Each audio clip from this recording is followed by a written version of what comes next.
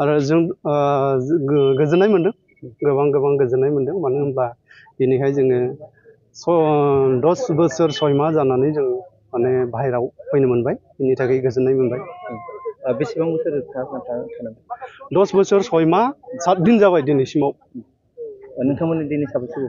दिनै जोङो ओरैनो 6 जन गबाय आरो माखासे लोगोफ्रा माने क्लियार जायाखै, बेनि थाखाय फैनो मोनाखिसै। बिसोरो बावैसोनि उनाव फैनो मोनगोन आसा खालामदों।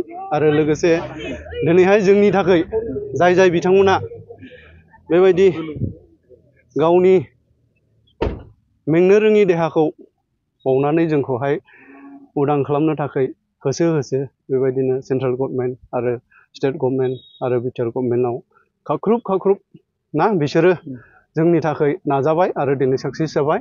आरो बेबायदिनो दिनैनि दिनाव मानगोनां हेमन्त बिश्व शर्मा सारखौ जों धन्यबाद होबाय आरो जोंनि माखासे बिटिआरनि बर' लिडारफोरखौबो जों धन्यबाद होबाय।